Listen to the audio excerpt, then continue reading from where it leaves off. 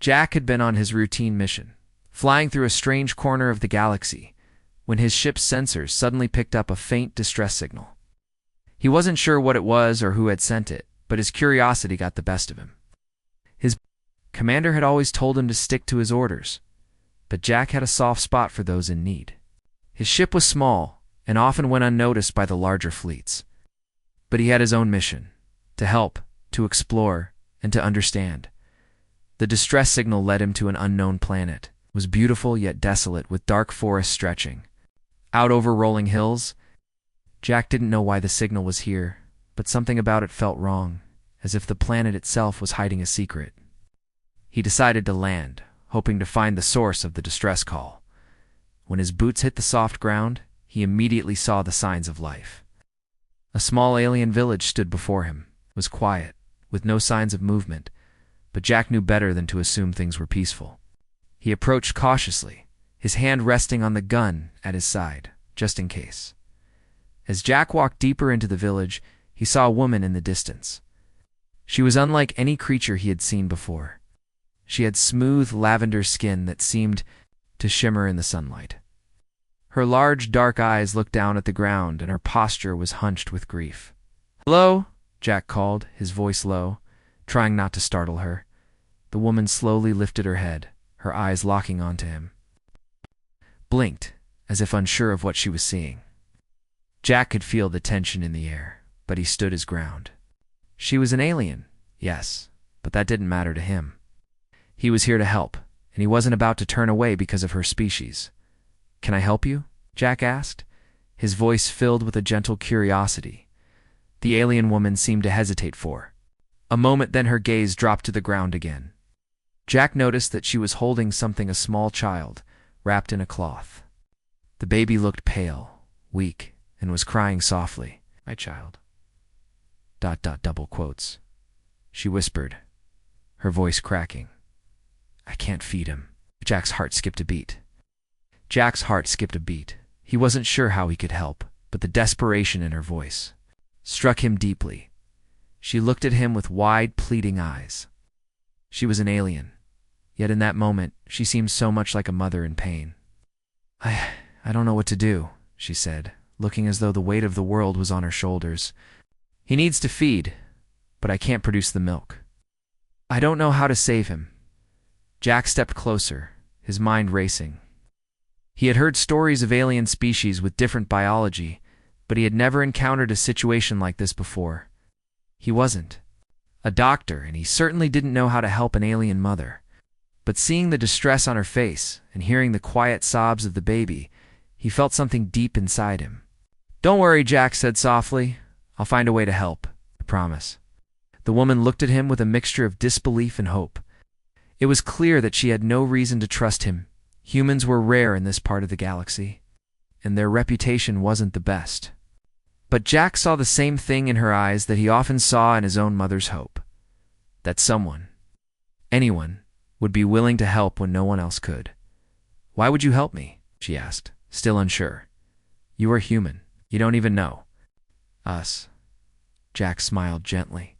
"Sometimes it's not about where we come from. Sometimes it's about doing what's right." The woman's face softened, and for a moment she looked at him as though she could see the truth in his words.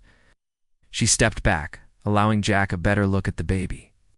The child's small face was pale, his tiny hands weakly grasping the cloth. He wasn't crying anymore, but the silence was even worse. Jack could feel the tension in the air. He couldn't help but wonder if the baby was too far gone. "I don't know what to do," the woman said again, her voice breaking. "I don't have the strength to find a solution. I've lost everything else. I can't lose him too." Jack knelt beside her and reached out, offering his hand. "I'm not sure how I can help, but I will find a way. You don't have to go through this alone."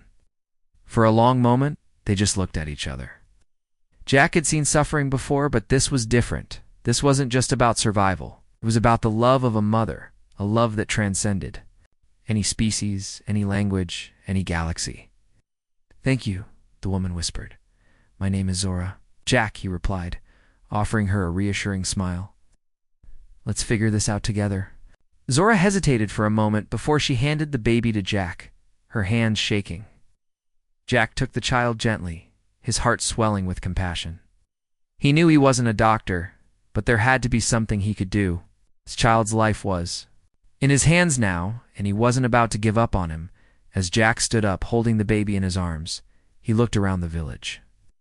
He knew the situation was dire, but he also knew one thing for certain: he would do everything in his power to save this child. He would find the help Zora needed, no matter what it took. Jack stood in the quiet village, the alien child still cradled in his arms. Zora watched him closely, her eyes filled with worry and hope. She had trusted him with her child, but she was still unsure of what he could do. She had been told that humans were weak, insignificant creatures. What could they possibly offer her now? "We need to find a solution, Zora," Jack said, looking down at the baby. "I know we're not from the same world, but I'm not going to leave you without help."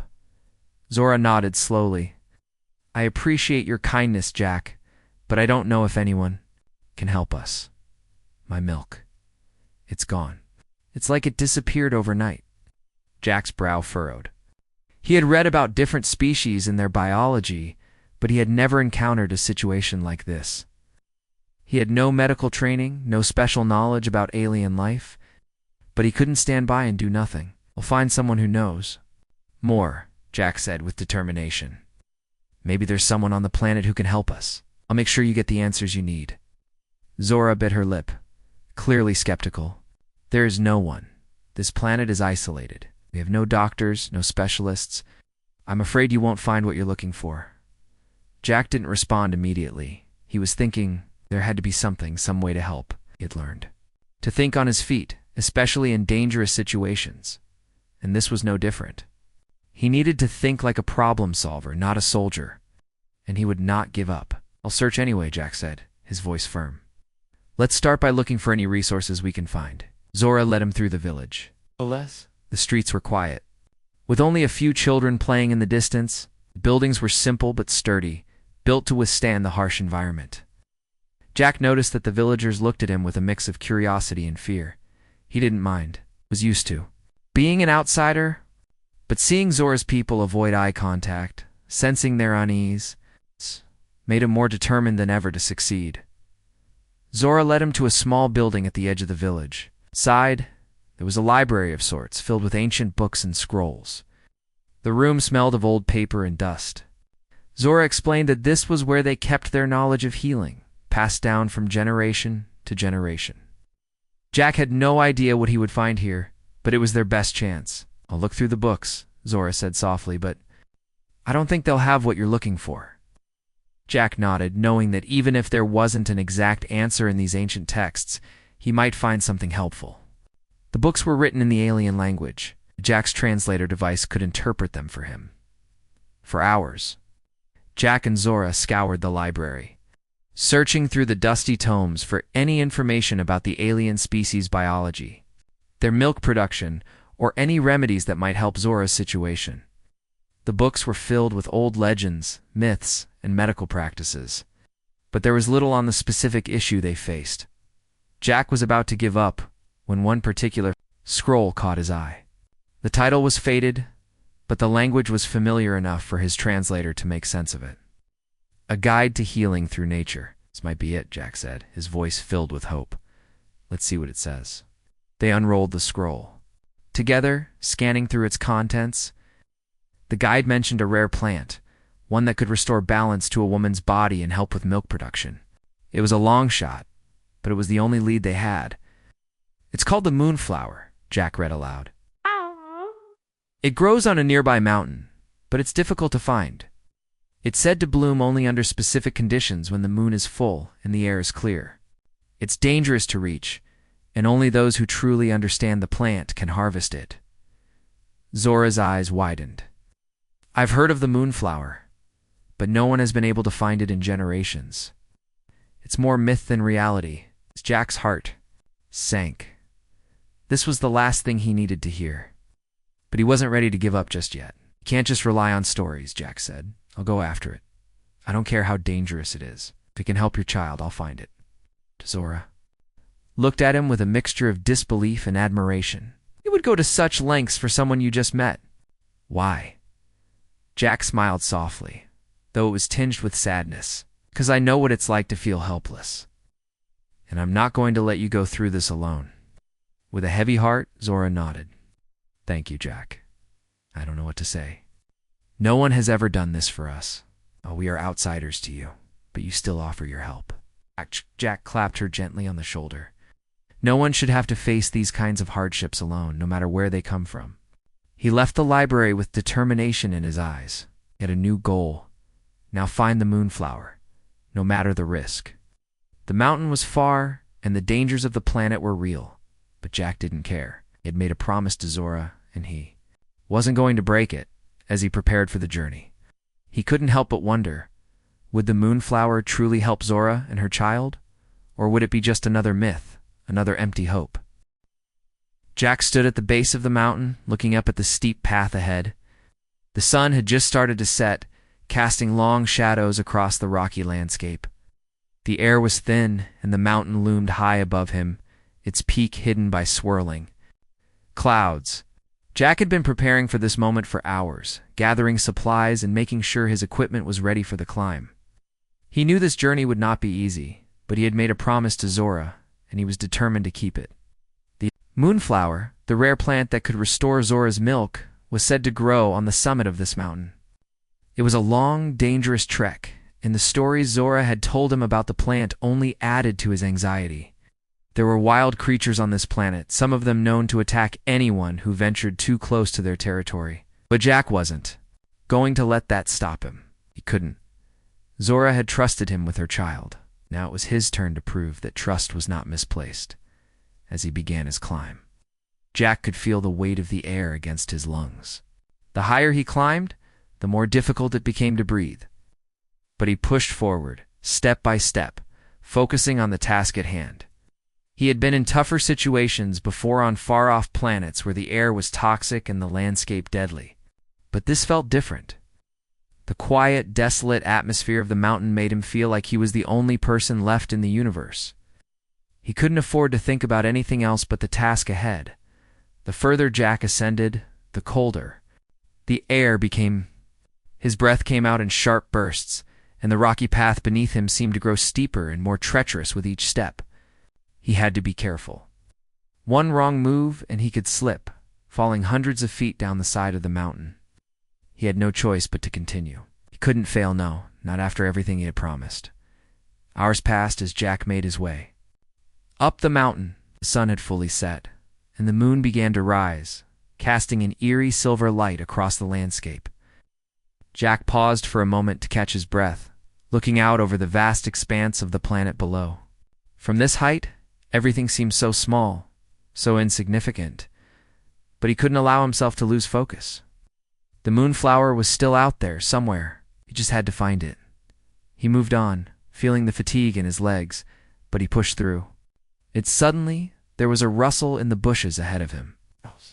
Jack froze, his heart racing. He knew this was a dangerous planet, and he had no idea what kind of creature was lurking nearby. Slowly he reached for the weapon at his side, ready. For whatever might come, out of the shadows emerged a creature tall, with dark, leathery wings and glowing eyes. It was unlike anything Jack had ever seen before. The creature studied him for a moment before stepping closer, its movements slow and deliberate. Jack didn't know if it was hostile or not, but he wasn't willing to take any chances. "Back," Jack said, trying to keep his voice steady.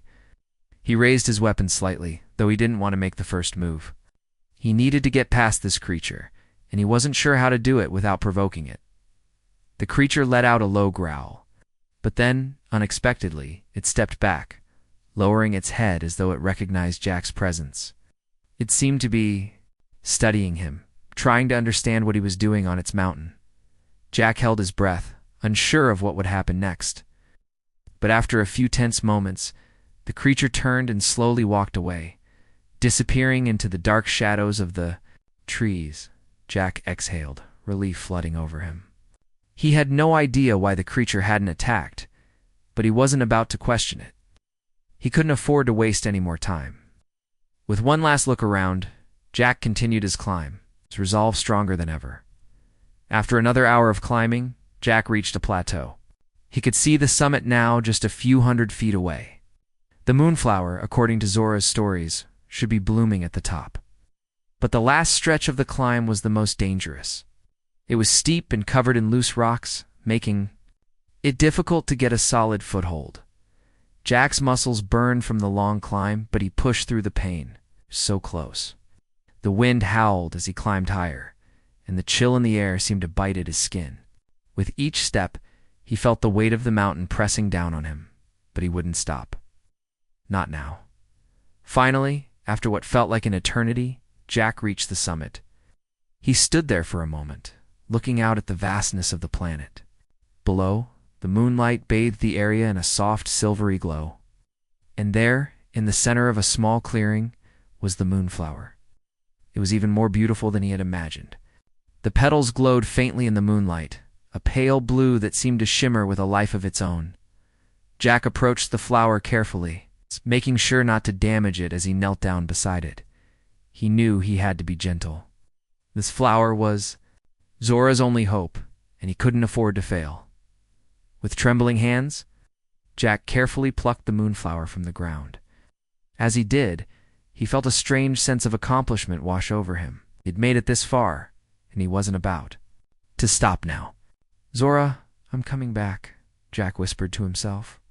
"You and your child won't be alone anymore." With the moonflower in hand, Jack turned to begin the long trek back down the mountain. The danger wasn't over yet, but for the first time since he had arrived on the planet, Jack felt hopeful. He had made it through the worst, and now he just had to make sure the flower would help Zora and her child. He wasn't going to fail them. The long journey down the mountain was more challenging than Jack had anticipated. The moonflower was carefully wrapped in a cloth held tightly in his hand. He had been careful not to damage it, knowing that this fragile plant was Zora's only hope. His legs were sore, his body exhausted, but his mind stayed focused on the task ahead. The mountain had tested him, but now, with the moonflower in his possession, he felt a renewed sense of purpose. The night was cold, and the wind seemed to whip at his face, but Jack kept moving. He had no time to rest. Every step brought him closer to Zora and her child, and every step felt like the right one. The silence of the mountain was eerie, and Jack couldn't help but wonder how many others had climbed this path, searching for something that could change a life. He had made it. Now all that mattered was getting back to the village and making sure that Zora's child would survive. By the time Jack reached the base of the mountain, first light of dawn was beginning to break across the horizon. The stars had faded, and the sky was painted with shades of orange and pink. He felt a sense of relief as he saw the village in the distance, its humble structures now visible in the soft morning light. But he knew that the hard part wasn't over. He had the moonflower, but now he needed to figure out how to make it work. When Jack finally reached the village, he was greeted by Zora, who had been anxiously waiting for his return. Her face lit up with hope when she saw the flower in his hand. "You found it?" Zora asked, her voice full of disbelief and relief. Jack nodded, a tired smile on his face. "I did. It wasn't easy, but I got it." Zora stepped closer, her eyes wide with awe as she examined the moonflower. The petals seemed to glow softly in the daylight, their blue hue shimmering in the morning light. It was more beautiful than she had imagined, and for the first time in days, she allowed herself to believe that this might be the answer they had been waiting for. "Thank you," Zora whispered, her voice filled with emotion. "I didn't think it was real. I didn't think anyone could find it." Jack set the flower gently on the ground, kneeling beside it. "We're not done yet. We need to prepare it properly. Let's see what we can do." Zora nodded, and together they began to work. Zora had some knowledge of how to use the plant past, down through her people's traditions, but the exact method of preparation had been lost to time. Jack wasn't sure what to do either, but he knew they had to try. They carefully cut the flower, separating the petals and extracting the essence. As described in the ancient text Jack had found, the moonflower's liquid was thick and golden, and it seemed to glow with an almost magical quality. Zora was skeptical, but Jack could see the faintest spark of hope in her eyes. They mixed the liquid with the few remaining supplies they had, following the instructions to the best of their ability. It wasn't perfect, but it was all they had.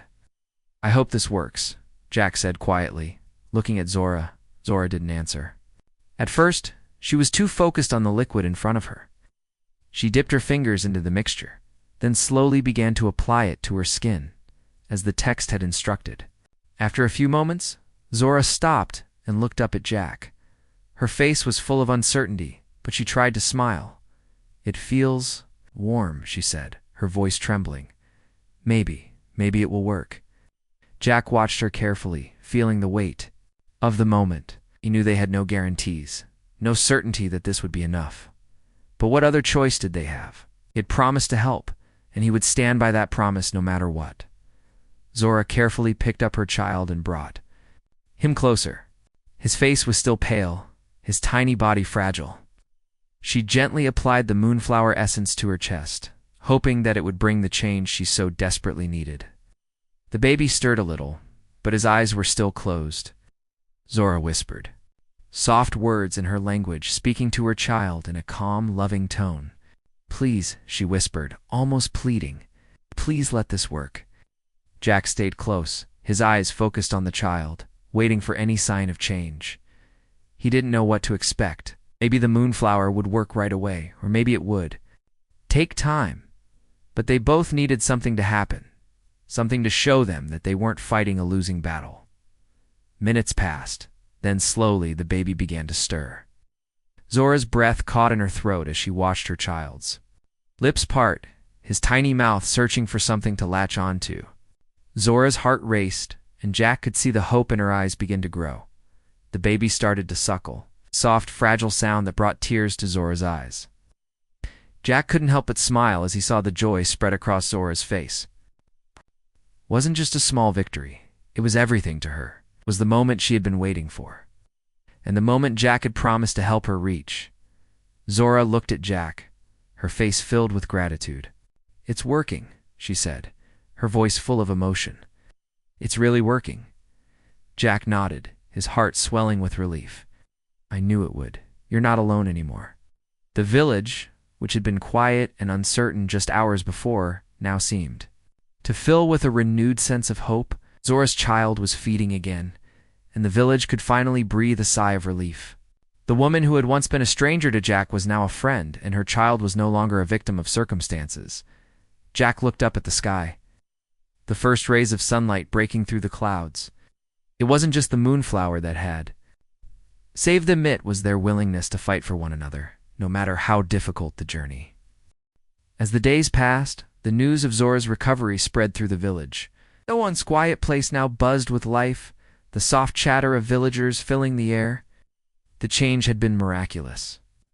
Zora's child was thriving again, and the sight of the infant feeding from her had brought tears to many eyes.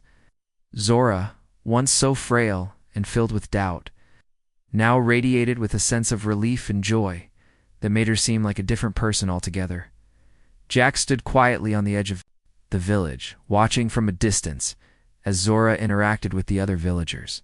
He had never expected to be a part of something so deeply moving, and yet here he was. He had helped save a life. In some ways, that felt more important than any mission he had ever been on. Zora caught sight of him standing there and made her way toward him. Her eyes sparkled with gratitude, and her smile was full of warmth. "Jack," she called out softly, her voice full of emotion. "I cannot thank you enough." Jack nodded, his gaze shifting to the child in her arms. "Seeing him healthy again is thanks enough," he said with a quiet smile. "You did all the hard work." Zora chuckled lightly, shaking her head. "I couldn't have done it without you. You didn't just bring a plant, you brought hope." The words hung in the air, heavy with meaning. Jack had never thought of himself as a hero. He was just a soldier, one who followed orders and did what was necessary to get the job done. But what he had done for Zora and her child was something more. It was a reminder that sometimes the smallest acts could make the biggest difference. "I'm just glad I could help," Jack said, his voice steady but full of sincerity. As they stood there, a group of villagers approached, each with an expression of awe and respect on their faces. They had watched Zora and her child recover, and many of them had witnessed the kindness Jack had shown. Some had even offered their thanks, though Jack had been too humble to accept them. One of the elder villagers, a woman with long silver hair and wise eyes, stepped forward. "You have done more for us than we could ever repay," she said, her voice gentle but firm. "You have brought not only the moonflower, but also a light of hope to a place that had almost forgotten how to believe in it." Jack glanced at Zora, unsure of how to respond. He wasn't used to this kind of attention, and he certainly didn't expect to be celebrated for something he considered simple. "It wasn't just me," he said modestly. "It was a team effort. Zora is the one who fought for her son. I just helped her get to that point." Zora smiled at him, her expression filled with understanding. "You showed me that even when things seem impossible, there's always a way forward. You reminded me that no one is truly alone, and that we all have the power to make a difference." The villagers nodded, murmuring their agreement. Jack felt the weight of their words, the sincerity in their voices. It was a humbling experience, and though he wasn't one for ceremonies or grand gestures, he couldn't help but feel a sense of pride. This was what mattered, helping others. Making a real difference in someone's life. Days turned into weeks, and the village continued to thrive. Zora's child grew stronger, and she became a symbol of resilience, of a mother's love that could not be broken. Her people, who had once been wary of outsiders, now looked at humans in a new light. The walls of distrust and fear began to crumble. What was left was a bond built on compassion and mutual respect. Jack, however, knew that his time here was limited. His mission was far from over, and there were other duties he had to return to. Yet, as he looked at Zora and her son, he felt a sense of fulfillment that he had never known before. Helping Zora had been a turning point for him, a reminder that there was more to life than just following orders. There was something deeply rewarding about making a positive impact, no matter how small or large the action. On his last day in the village, Zora stood beside him as he prepared to leave. The baby, now healthy and full of life, rested in her arms. His eyes were bright, and he cooed softly, a sound that filled Jack's heart with warmth. "Will you come back, Jack?" Zora asked, her voice soft but hopeful. Jack smiled, feeling the weight of her question. He had grown attached to this place, to her and to her child. But duty called, and he knew that he had to move on. Still, he couldn't help but promise her one thing. "I'll come back if you need me," Jack said, his voice filled with sincerity. "You and your son have a place in my heart now. I won't forget what we've been through together." Zora smiled, a tear slipping down her cheek. "Thank you, Jack. You gave us hope when we had none. You saved my son's life." Jack gently placed a hand on her shoulder, a gesture of comfort and reassurance. "It was your strength, Zora. You never gave up on him. You never gave up on yourself. That's what saved him." As Jack walked away from the village, the sounds of life and laughter filled the air behind him. The child's cries, once weak and desperate, were now healthy and strong. Zora had found the strength to continue, and Jack had played a small part in that journey. He didn't need any recognition. The true reward was knowing that he had done something that mattered. The journey wasn't over for him. There were still missions to complete, challenges to face. But for Jack, this experience had changed him. It had reminded him that no matter how far he went, no matter how many battles he fought, the most important thing was helping those in need. And, in doing so, he had found something far more valuable than victory. He had found purpose. The days after Jack left the village were quiet, but a new sense of peace had settled in. Zora found herself waking up each morning with a renewed sense of hope. Her baby was growing stronger each day, and the people in the village were beginning to see the changes, not just in the child, but in Zora herself. She was no longer weighed down by the constant worry that had consumed her for so long. The village, which had once seemed so isolated, now felt alive with possibility. Zora stood outside her small home, holding her baby in her arms, gazing at the sunrise. The soft light touched the earth, bathing everything in a golden glow. She had never realized how beautiful this planet could be. There was something peaceful about the mornings now. The air felt fresh, and for the first time in a long while, she felt that everything would be okay. Her thoughts often wandered back to Jack, the human who had saved her child's life. He had come from a distant world, bringing with him nothing more than a promise to help. Despite the differences between their species, Jack had kept that promise. He had given her something that no one else had the courage to keep going. Zora knew that she would never forget him. But Jack wasn't the only one who had made a difference.